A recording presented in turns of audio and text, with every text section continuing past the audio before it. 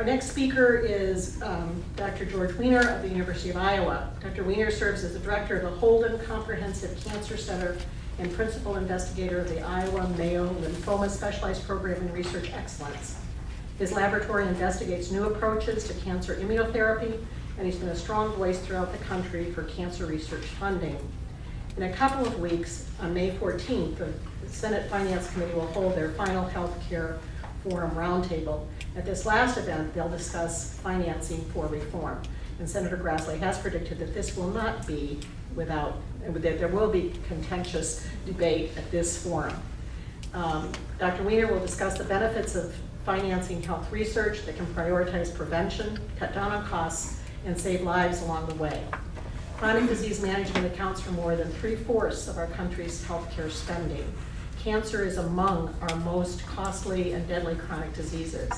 The faster we can prevent and even cure these devastating diseases, the faster we can see a healthier population. Please welcome Dr. George Weiner.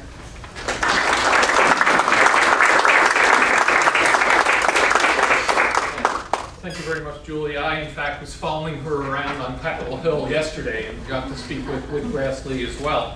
And I agree with what you said, although I think we have some educating to do, and there are some important lessons that he needs to learn.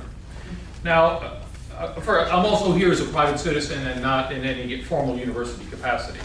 But I'd like to think back to when I was in medical school. If a patient came in with testicular cancer that had spread throughout their body, we'd send them home with pain medications instead of on a bicycle to win the Tour de France. Okay?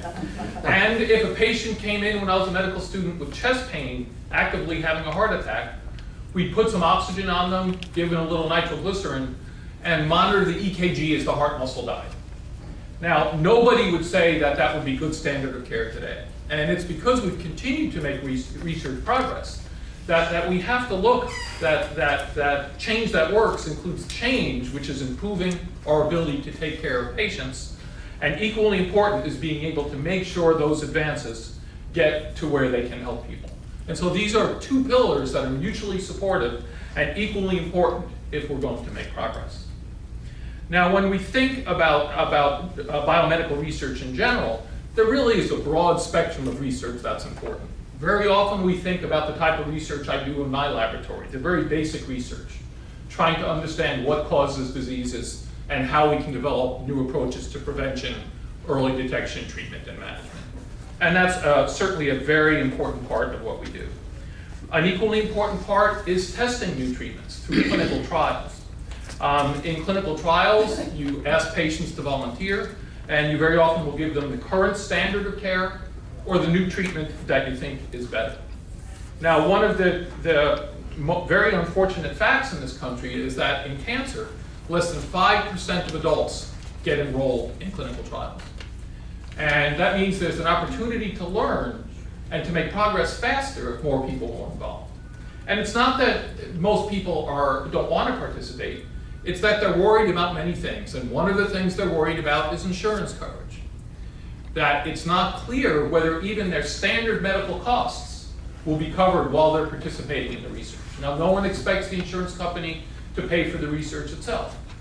But if the patient needs a CAT scan, if the patient needs anti-nausea medicine that they would have needed anyway, they're worried that they can't get it. And so part of reform and coverage needs to include that kind of support for the research that we do.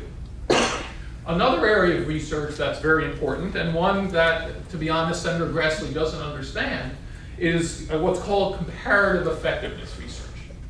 So the clinical trials I just spoke to you about are usually a small number of people who agree to sign up. Comparative effectiveness research is research that looks in the community at what really works. And there are a number of definitions for comparative effective research, but one I like a lot is the following. It's, quote, a rigorous evaluation of the impact of different treatments that are available or preventions for a given medical condition in a given set of subjects in the community. And so one of the things we need to support more of, and President Obama has spoken about this, is comparative effectiveness research. Now, this is not necessarily cost effectiveness research. And it is not an attempt to ration care. It's an attempt to figure out what really works in the community so more people can benefit from that type of research. And that's just as important as clinical trials and just as important as basic laboratory research. So we can know what really works and make sure people have access to it. A fourth type of research would be health services research, where we look at what kind of delivery systems work for people. And maybe one type of delivery system in one part of the country is going to be a little different than in another part of the country. And this is another very important part of the research activity. Now, an additional benefit to our community of research in each one of these is the economic engine. It really drives the economy of our community. You have people working in research and they're part of our community. They're discovering new medications, which can then end up bringing resources into the community. So research is also important as an economic engine. So my point today, basically, I'll reiterate where I started, is that discovery and application of that discovery are the two pillars of improving healthcare. We have to get better at what we do, and we have to make sure that those improvements benefit everybody. And one of the problems I think we've had is we tend to separate these two pieces. We look at clinical care over here, and we look at research over here, and we don't recognize how important they are to work together. And so one of my hopes is that as we move forward, we're going to be able to look at the importance of research and the importance of delivering care and recognize that these really are the two legs that will allow us to run towards improved health care for everybody. So thank you very much.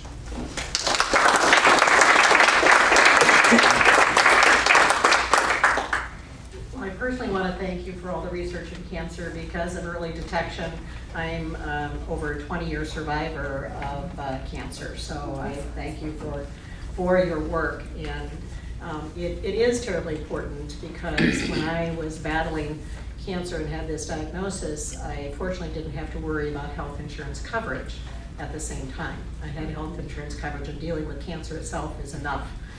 If you have cancer and no health insurance, that's devastating. And